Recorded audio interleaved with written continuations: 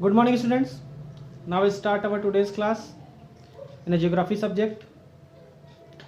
And in a previous class, we complete our second chapter, which is migration. Now we start our third chapter, human development, in the same book. And the human development, it is very a broad thing, a broad concept. Especially development is very broad concept. Many people think different explanations about development. कुछ लोगों के लिए विकास सिर्फ materialistic चीज़ें हैं. Then some people think the development is non-materialistic things. तो इस पे आज हम बात करेंगे, डिस्कस करेंगे, चर्चा करेंगे कि विकास क्या है, मानव का विकास क्या है, मूलतः हमारी ज़रूरतों का पूरा करना विकास है या हमारी सुखों में वृद्धि होना विकास है. We fulfill our basic needs or we increase our prosperity. What is development? और आप भी, चूँकि आप लोगों के लिए यह सारे टॉपिक्स नए हैं, ये सारी चीज़ें नई हैं, आप तक जिस प्रकार का विकास का स्वरूप पहुंचा है वो मटेरियलिस्टिक ही रही हैं. गांवों में चूल्हों पे बना खाना स्वास्थ्यपूर्ण तो होता है, लेकिन अगर आज के संदर्भों में देखा जाए तो उसे पिछड़ा माना जाएगा. पैरों में हवाई चप्पल आपके पैर के तल की सुरक्षा तो करता है, लेकिन अगर आज के संदर्भों में देखा जाए तो वो पिछड़ा माना जाएगा. प्राइमरी में पढ़े हुए लोग कलेक्टर तो बनते हैं, लेकिन आज के संदर्भों में देखा जाए तो वो भी पिछड़ा माना जाएगा. तो विकास क्या है, डेवलपमेंट क्या है? जिस प्रकार का मॉडल हमें दिखाया जा रहा है, क्या उस मॉडल को पा लेना ही विकास है? तो आज बड़े बड़े विकसित देश एक छोटी सी बीमारी को लेकर के धराशायी हो रहे हैं. तो कहीं ना कहीं ये मॉडल गड़बड़ है. आज एसी लगा लेना, 4 पहिया वाहन खरीद लेना, अच्छे ब्रांडेड कपड़े पहन लेना, बड़ी टीवी ले लेना, इसको विकास का पैमाना माना गया है. और ये सारी चीज़ें हो जाने के बाद इनको भोगने के लिए आपके पास आयु नहीं बचता है, आपको इन चीज़ों का आनंद लेने के लिए स्वस्थ शरीर नहीं बचता है. तो ऐसे विकास का क्या मूल्य?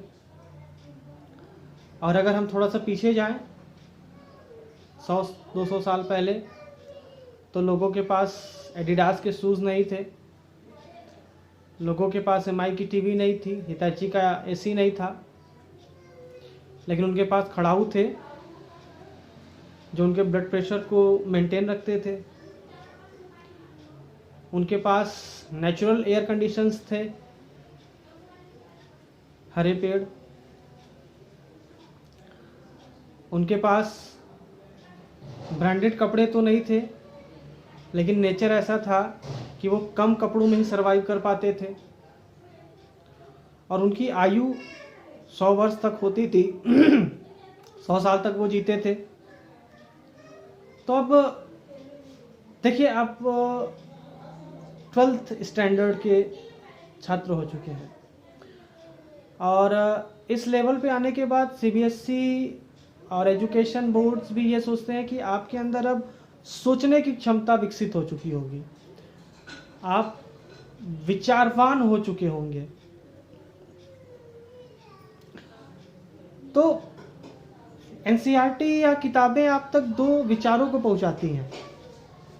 आपका जो प्रीवियस पैटर्न रहा, कट पेस्ट कॉपी, उनसे निकल करके अब आगे आने की आवश्यकता है. और जो आ पाएगा उसका भविष्य उज्जवल रहेगा, वो डीयू और जेएनयू में जाएगा. और जो कट पेस्ट कॉपी में पड़ा रहेगा तो उसके लिए भी शुभकामनाएं। लेकिन हमारी बातों को समझिएगा और वैचारिक रूप से इन चीज़ों में तुलना करिएगा। ह्यूमन डेवलपमेंट जो हमारा चैप्टर है और ये 12th के जितने भी चैप्टर हैं, ये सारे के सारे बहुत कंसेप्चुअल हैं, थिंकिंग बेस्ड है। अगर आप इसको मन से पढ़ रहे हैं, समझ रहे हैं, तो ये आपके अंदर से आपको जड़ से हिला देने की क्षमता रखते हैं। अब ये आपके ऊपर है कि आप इस चीज़ों को कैसे समझ रहे हैं। मैंने कुछ फीचर्स आपको दिखाए, कुछ संदेश दिखाए, कुछ संदर्भ दिखाए। अब उन संदर्भों को आप कैसे समझ रहे हैं ये आपके ऊपर है कि आखिर में विकास किसे माना जाएगा। दिल्ली में रहने वाला एक व्यक्ति जो एक बड़े अपार्टमेंट में रहता है, एसी में रहता है, अच्छे कपड़े पहनता है, अच्छे जूते पहनता है, अच्छी जगह नौकरी करता है, और इन जगहों पर रहते हुए वो अस्थमा का पेशेंट हो जाता है, हाई बीपी का पेशेंट हो जाता है, दवाई पे उसका जीवन चल रहा है।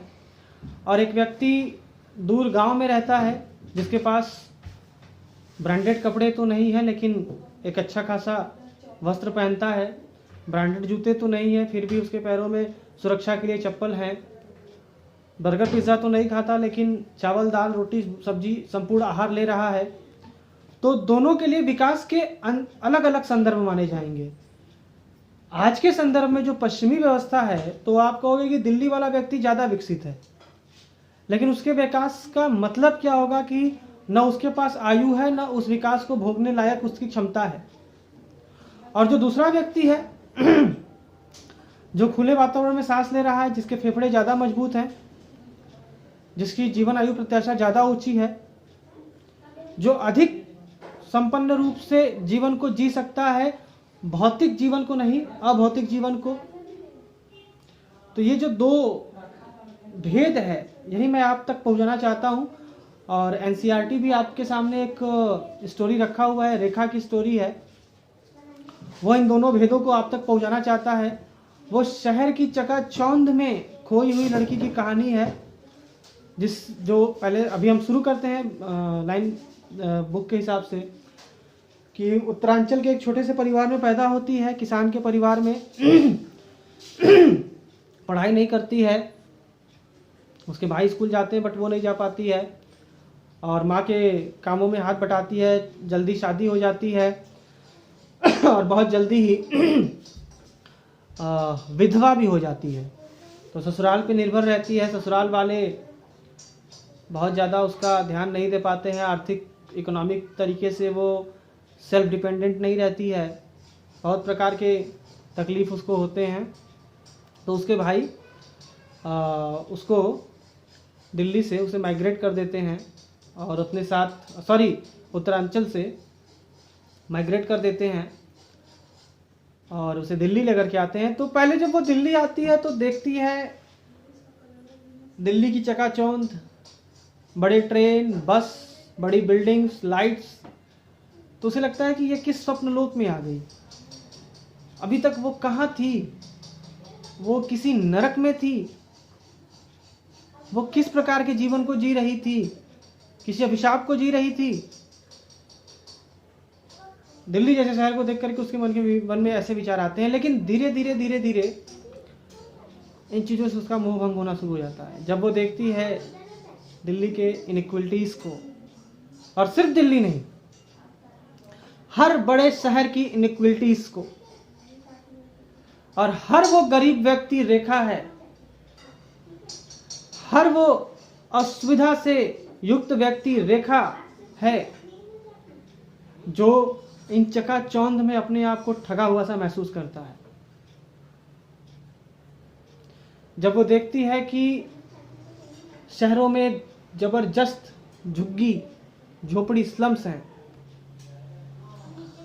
रेलगाड़ियां हैं तो उन्हीं रेलगाड़ियों की पटरियों पे बीन करके खाना खाने वाले लोग भी हैं, बड़ी गाड़ियां हैं, लंबे चौड़े रोड हैं, तो उसी रोड के चौराहे के किनारे पे खड़े होकर के भीख मांगने वाला अपाहिज व्यक्ति भी है। बड़े मॉल्स हैं तो उन बड़े मॉल्स के पीछे सिगरेट की दुकानों पे स्मगलिंग करने वाले लोग भी हैं। वुमेन्स एजुकेशन है तो वुमेन्स से रिगार्डिंग क्राइम भी है। ये इनइक्वलिटीज शहरों में फैली हुई है। तो हमने किसका विकास किया, हमने किसको डेवलप किया? ये ह्यूमन डेवलपमेंट चैप्टर में आप देखिए और आप अपने आपको एक विचारवान व्यक्ति बनाइए और सोचिए कि आखिर हम किसका विकास कर रहे हैं। और आपको दिल्ली जाने की जरूरत नहीं है, आप अपने अगल बगल के संदर्भों में ही देख लीजिए। आप वाराणसी में देख लीजिए, लखनऊ में देख लीजिए, सुल्तानपुर में देख लीजिए, बलिया में देख लीजिए। इन सारी जगहों पे आपको इनइक्वलिटीज मिल जाएंगी, आपके घरों में मिल जाएंगी।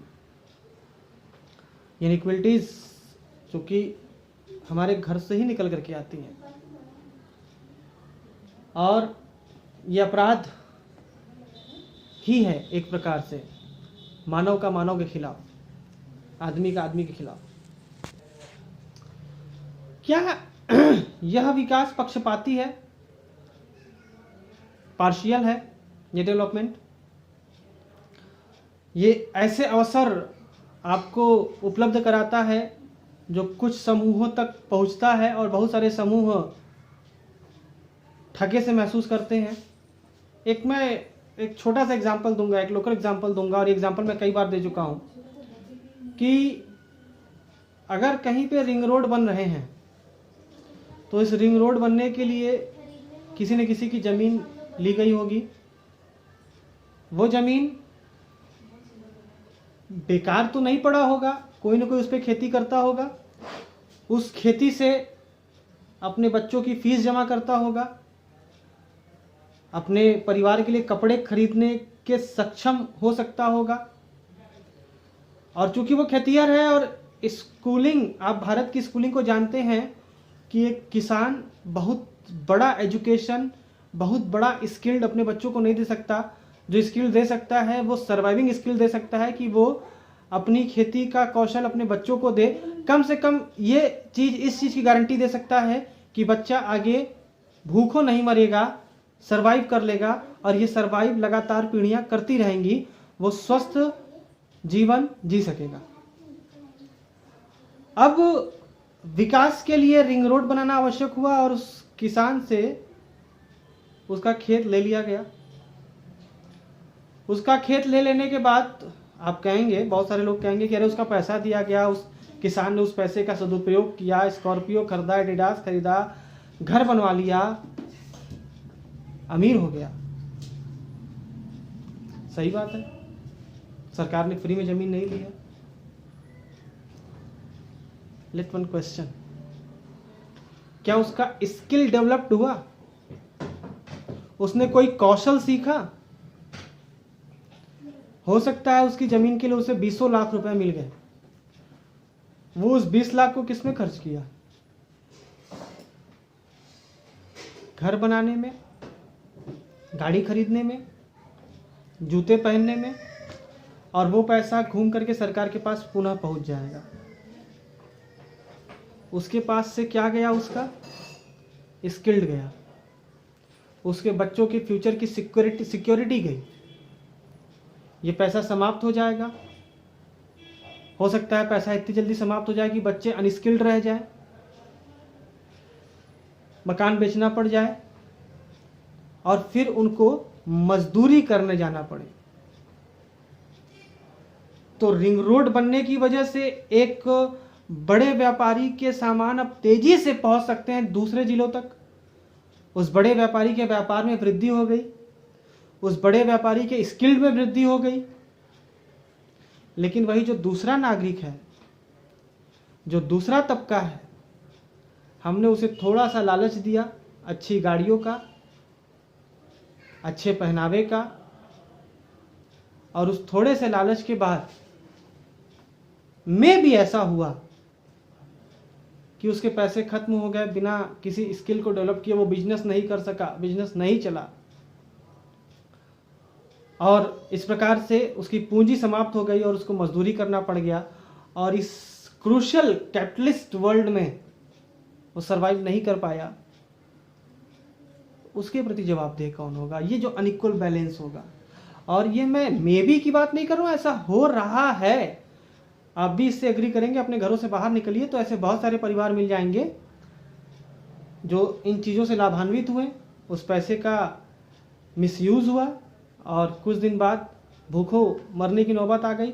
आप दोष दे सकते हैं, उस किसान को दोष दे सकते हैं कि उसने गलत खर्च किया, ये नहीं किया, वो नहीं किया, लेकिन सरकार को एक दूसरा रास्ता भी अपनाना चाहिए था। सरकार ये जल्दबाजी में रास्ता अपनाई, जिसकी वजह से एक ग्रुप को उसका खामियाजा भुगतना पड़ा।